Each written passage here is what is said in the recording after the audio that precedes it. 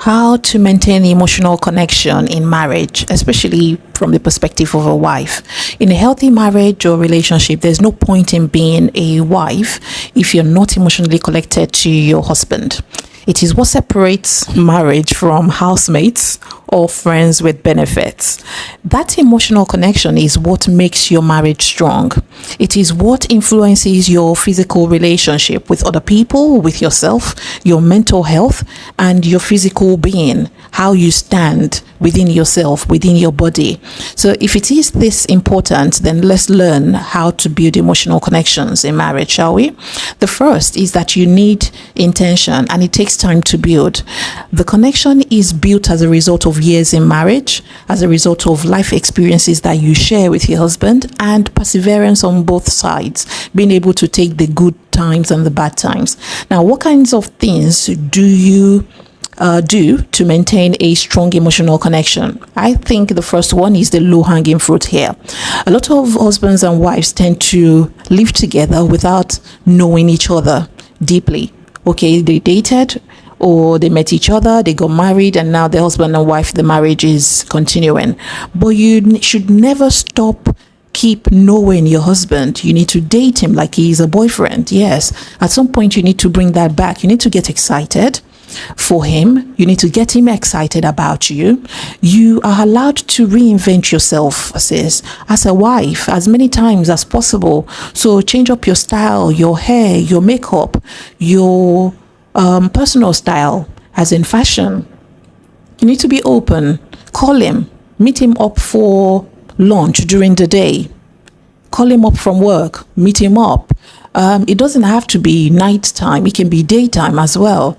If you don't walk far from where your husband works, do that.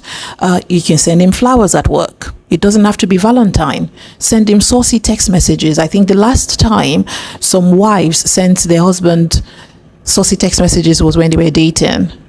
So it's almost as if, oh, but you are not that young, so why are you sending these text messages? No, it is not age restricted. Continue to encourage him, touch him. There's a lot that happens when a human touches another. Hug him.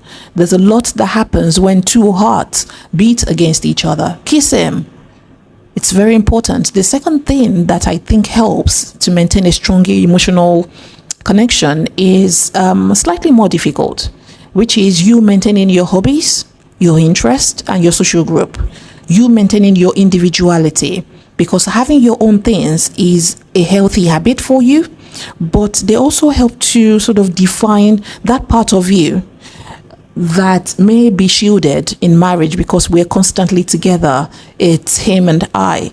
So even if your husband seems uninterested about the things that you do, your own hobbies and your interests, continue to share those things with him so that he gets to see that side of you, which is very important.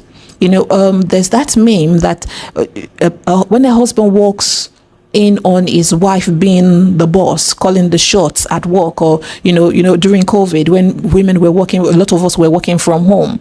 There's a heightened sense of being proud that you're married to this person because you're seeing them in the element at work, which you wouldn't usually see them.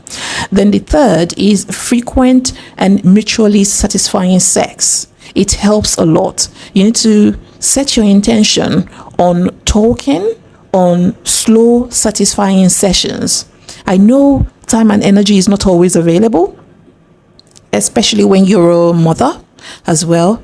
This is why I said you have to be intentional. When the kids are still growing, we understand that, sis. Yes, fellow wife. But don't stay in that stage for too long. And I'm going to be sharing some other practical things that you can do once kids start to come along. If you're not intentional, you will end up with a roommate for a spouse, and you don't want that. You will end up with a dead bedroom. You don't want that. So again, these are just a few things that I've noticed in marriages that hopefully can help somebody out there. I'm talking about healthy relationships that are free from any form of abuse or trauma bonds. As wives, it is very easy for us to fall into a routine of wake up, shower, drop the kids at school, go to work, come back, pick them up from school, fix dinner, and so on and so forth, only for us to go to bed and repeat it the next day. So falling into a routine is not good. It is comforting, yes, but it's not great for marriages. So let's break that routine once in a while for the benefit of life, but also let's continue to maintain emotional connection. As I always say, my way is not the way, it's just an alternative way of being a woman and being a wife. So please do like and share with other wives and wives to be.